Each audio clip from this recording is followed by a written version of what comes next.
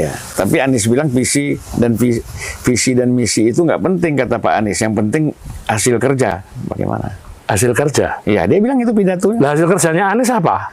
Itu kan masalahnya. Terlihat sok pintar dan sok keras ya. Bagaimana Butet menyindir Anies, teman-teman. Ya, lucu sekali. Dan langsung saja Pak Anies jawab ya dengan elegan, dengan berwibawa. Yuk kita simak videonya. Orang itu harus punya visi, satu. Ya. Dia punya impian, dia punya track record, punya sejarah. Ya. Tapi Anies bilang visi dan misi itu nggak penting, kata Pak Anies. Yang penting hasil kerja. Bagaimana? Hasil kerja? Ya, dia bilang itu pidatonya. Nah, hasil kerjanya Anies apa? Itu kan masalahnya. Saya tidak akan memilih siapa dia ya, tapi memilih calon nanti. Calonnya entah siapa. Ya. Anies kan baru diinginkan Baru oleh balon ya. Calonmu pasti bakal ya toh? Ya, balon. Itu pun juga belum bisa punya paspor untuk berangkat kan? Ya. Jadi siapapun dia. Aku nggak nyebut nama, siapapun dia, punya visi, punya track record, punya kemampuan. Kita tinggal, dan dia punya program. Ya. Lu mau ngapain? Dari situ kita bisa menilai. Saya tidak akan melihat dia agamanya apa. Teman-teman mahasiswa waktu saya masih di kampus, saya tanya, nanti kalau udah lulus mau kemana? Saya insya Allah bisnis Pak. Oh bagus, bisnis. Nggak tertarik masuk politik. Terus dia ngelihat saya itu kayak politik gitu. Enggak Pak, saya nggak berminat ke politik. Saya tanya, kenapa? Saya juga nggak di politik, saya di kampus, dosen. Enggak Pak, politik tuh kotor. Politik tuh penuh dengan intrik. Oh oke. Kalau bisnis bersih ya? Kalau bisnis nggak ada intrik ya? Kalau bisnis aman dan damai ya? Enggak. Coba tanya, kompetisi paling ketat di masyarakat apa? Alfamart, Indomaret. Oke? Iya, itu paling ketat. Di mana mereka bikin cabang, muncul cabang berikutnya. Oke? Betul, iya. Starbucks, nomor satunya apa? Coffee Bean. Coffee Bean. Di mana-mana tuh. Kompetisi antar koran, media massa. Itu pengiriman koran, semua orang yang bekerja di koran pasti tahu. Pengiriman koran itu kompetisinya sangat ketat di bandara. Siapa datang duluan di tempat itu. Oke? Jadi kompetisi itu di mana-mana begitu. Bedanya, kompetisi di bisnis tidak masuk di koran-koran halaman depan. Oke? Iya. Tapi ketika kompetisi politik, masuk di koran-koran halaman depan. That's the Betul difference. sekali. Baik, itu pembeda. maksud saya, sekarang saya mau tanya nih, SCTV, emang nggak kompetisi sama yang lain? Kompetisi dong, Pak. kompetisi lah. Idea Fest nggak kompetisi dengan yang lain? Kompetisi lah. Kompetisi ada di mana-mana, tapi tidak semua kompetisi itu diumumkan dan dibicarakan di mana-mana. Betul tidak? Betul. Jadi saya terusin dikit. NGO cari funding, kompetisi juga. Kompetisi is everywhere. Nah, lalu apa yang kemudian reflektif nih? Kita sudah melakukan demokratisasi, dimulai puncak perjuangannya tahun 98. Kenapa saya katakan puncak perjuangan? Karena perjuangan menuju demokrasi itu bertahun-tahun. Di 98 ketemu momentumnya. Plak, kemudian terbuka pintu itu. Ada demokratisasi. Apa yang terjadi? Desentralisasi dilakukan. Otoritas yang asalnya di tangan Jakarta digeser ke daerah. Oke, itu satu aspek. Yang kedua, yang asalnya berpusat di satu partai menjadi multi partai. Oke, yang asalnya terpusat di satu institusi presiden menjadi multi institusi di Indonesia ini. Ada DPR, ada BPK, ada semua tuh. Yang asalnya terkunci di dalam satu. Jadi aspek pembukaan kekuasaan itu lengkap. Pemilu yang asalnya pasti partai yang menang itu satu itu, kemudian berubah menjadi tidak jelas siapa pemenangnya. Kan itu terjadi karena pemilu. Nah, apa yang missing di situ?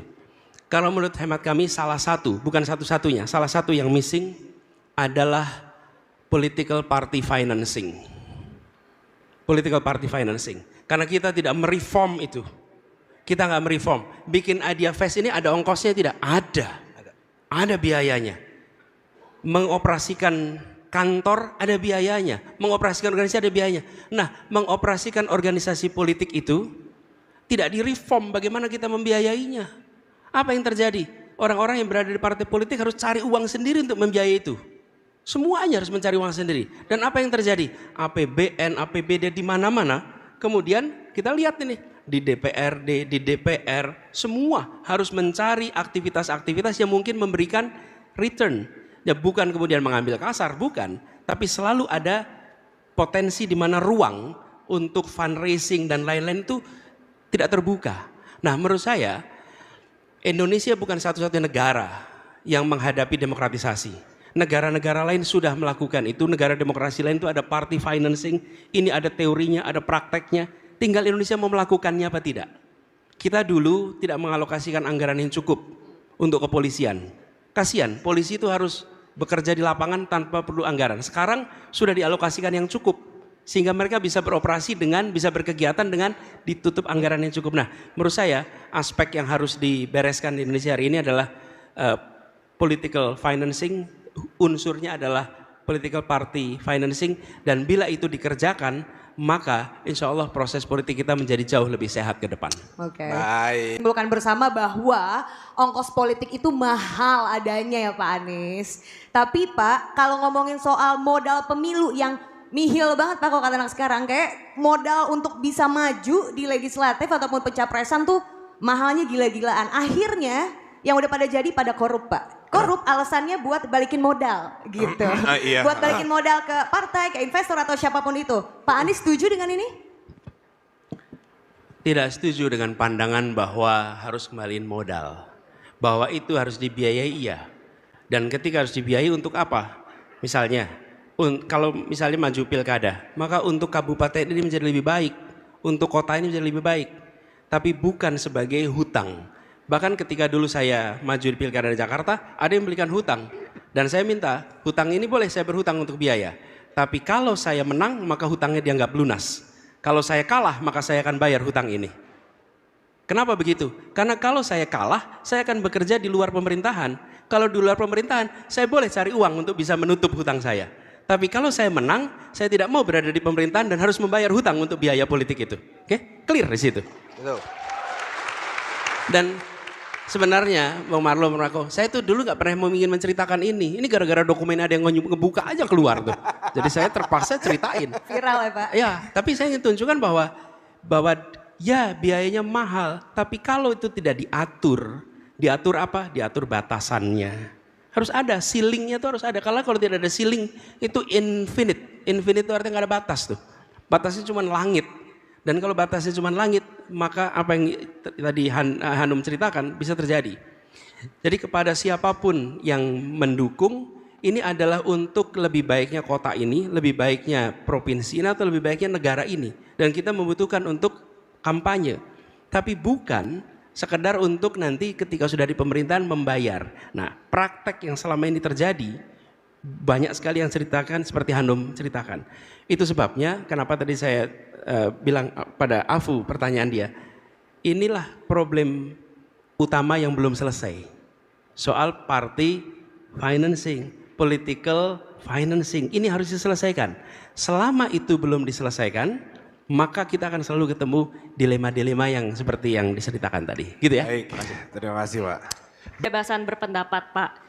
Teman-teman, kalau kita lihat ya, serangan demi serangan yang didapatkan Anies ini sungguh luar biasa, teman-teman.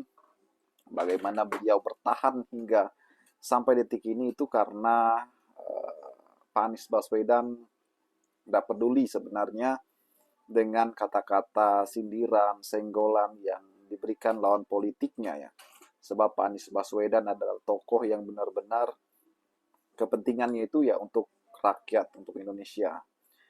Dan Pak Anies Baswedan lagi-lagi mencerminkan tokoh yang hebat, teman-teman. Dewasa dalam perpolitikan ya. Bagaimana Pak Anies memberikan pelajaran, edukasi kepada rakyat bahwa sebenarnya ini loh demokrasi, ini loh sebenarnya yang harus dilakukan. Ya, jangan terprovokasi, dikompor sedikit langsung meledak, ya kan. Tidak, Pak Anies Baswedan tetap santai. Bahkan kalau kita lihat bagaimana Anies diserang bertubi-tubi ya dari pihak Prabowo, bagaimana Fahri Hamzah yang beberapa kali menyerang Anies, teman-teman. Padahal itu temannya sebenarnya, sahabatnya. Namun apa yang terjadi? Pak Anies katakan nggak level ya untuk menjawab hal tersebut. itu membuktikan bahwa Pak Anies Baswedan sangat dewasa dalam dunia politik, tidak ambil pusing apa yang dikatakan orang.